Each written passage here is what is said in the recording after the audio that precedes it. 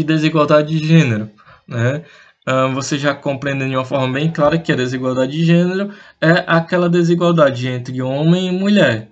É aquela desigualdade onde, dentro de alguma sociedade, em algum fato histórico, ou dentro de alguma instituição, a mulher e o homem não têm os mesmos direitos e o homem acaba que sendo, de uma forma direta, beneficiado pelo contexto de formação da sociedade.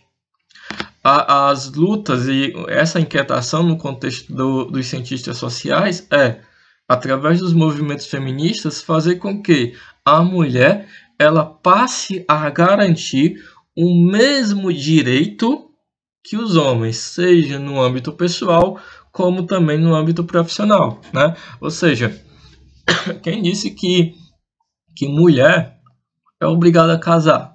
Ela casa se quiser. Aí a gente tem que ver. No contexto da sociedade tradicionalista, né, a mulher ela não tinha a opção de não casar, né? Como quem mandava na vida dela era o pai dela acabara que arranjando um pretendente para ela e ela obrigatoriamente tinha que casar e aceitar aquele marido como seu companheiro para a vida toda. No nosso século, na partir da metade do século XIX, né, você vai perceber que existe determinadas mudanças acerca da ideia das vontades e dos desejos das mulheres. Por quê? Porque só um instante. Porque os desejos e as vontades das mulheres vão ser, de alguma forma, reconhecidas de uma forma bem mais intensa pela sociedade, pelas leis e pelas regras, tá ok? Oi, Naldo. Pode falar.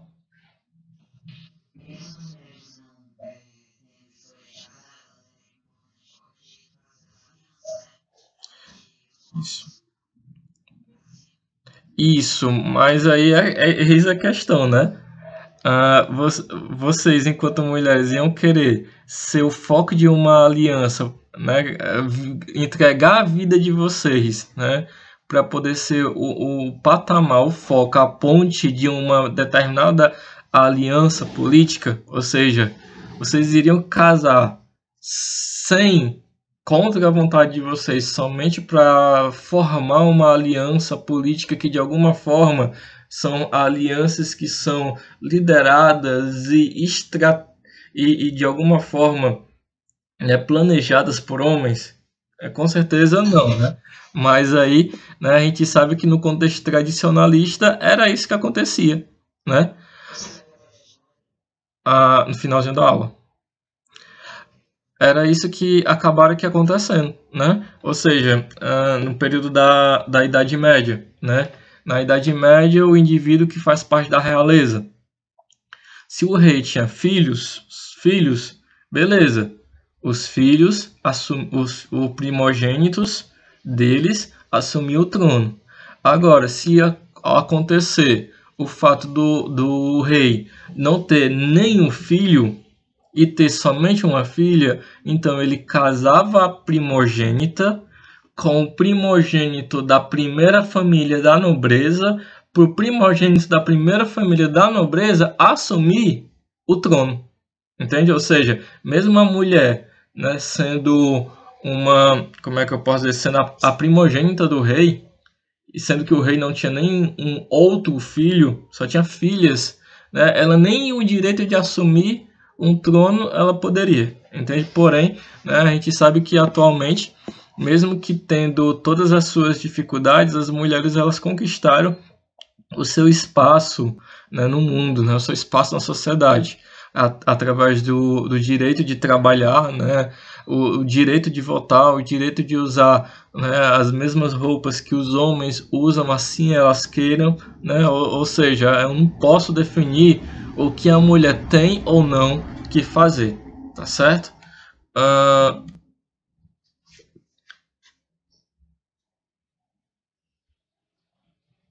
Continuando. Outra questão, né, é essa questão das classes sociais. Essas classes sociais vocês vão perceber de uma forma bem mais intensa dentro do contexto da formação e da proporção do socialismo, né, que é uma proposta do Marx, né, onde ele vai, de alguma forma, adequar o contexto da luta de classes, né, a luta de classes que tem como objetivo fazer com que o proletariado, né, de alguma forma, adquira direitos igualitários perante as injustiças sociais que a burguesia tende a desenvolver. Porém, né, é a partir de Marx que é falado sobre classes sociais, mas a divergência de classes acontece já desde os primórdios da civilização, certo? Desde a antiguidade, desde Roma, desde Grécia, desde a Idade Média, onde você vai perceber que estruturas sociais são formadas e tem mais direito aquelas pessoas que têm uma influência política ou que têm uma influência econômica maior. Outra questão, né, é a questão racial, tá? E essa questão racial, ela tem um norte específico no Brasil, né, a partir de 1888, quando se tem a assinatura da Lei Áurea. Os negros que são, a partir de 1888, são ex-escravos, eles não recebem nenhum tipo de preparação técnica ou tecnológica para se adequar ao mercado de trabalho.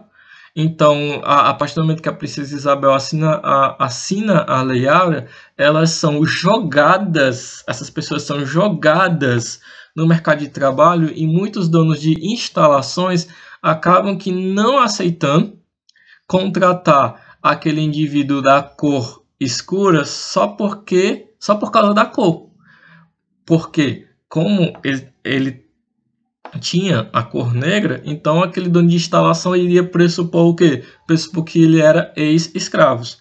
Porém, dentro do contexto atual, quando se fala em democracia racial, né, que vocês no terceiro ano vão ouvir falar muito de Floresta Fernandes e depois de Gilberto Freire, né, quando eu tenho o contexto da democracia racial dentro das leis, das regras que constroem e fazem parte da Constituição do Estado, né, eu vou ter, né, políticas públicas sendo desenvolvidas para tentar recuperar um pouco daquilo que o negro, né, sofreu nas mãos do Brasil, né? Então, assim, vocês vão perceber que eu não vou ver o branco, né, sofrendo preconceito racial, entende?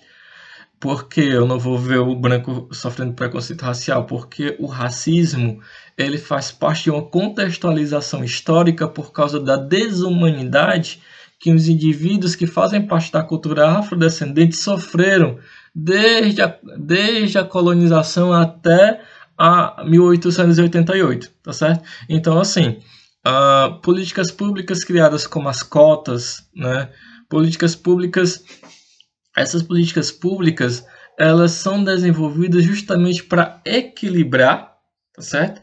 O status econômico e mercadológico entre os negros que sofreram por várias e várias injustiças altamente desumanas no período da escravidão e um equilíbrio para com os brancos, que desde os primórdios da civilização acaba aqui sendo beneficiado com todas as questões sociais, políticas e capitais coexistentes na nossa realidade, ok? Eu vou passar aqui de slide. Semana retrasada, vocês participaram um pouco mais, perguntaram um pouco mais, né? Se quiserem, sintam-se à vontade, tá? Eu vou postar esse slide no Classroom, junto com a atividade de vocês mais tarde, viu? Continuando. O tema das desigualdades na sociedade contemporânea. Olha só como é. A desigualdade social é um tema muito presente nos estudos das ciências sociais. As ciências sociais mostram haver diferenças sociais que variam conforme características que o senso comum considera apenas biológica, como a idade, o sexo, a conformação física e a origem étnica das populações e dos indivíduos, né? Então, assim, esse contexto de desigualdade, Eu quero que vocês compreendam que tem uma relação direta com a discriminação a partir do momento que você acha que alguém não é capaz de exercer a função que você está exercendo, né? Ou você acha que só porque tal pessoa nasceu do jeito que ela é, você acha que você acha que tem algum direito sobre elas, né? Quando na verdade, né, você vai perceber que a Constituição, né, as leis que fundamentam, né, a política do Estado são leis que variam até que variam e que buscam o contexto da igualdade civil para todas as pessoas que compõem o status político do nosso Estado, né? Então, assim, pois não,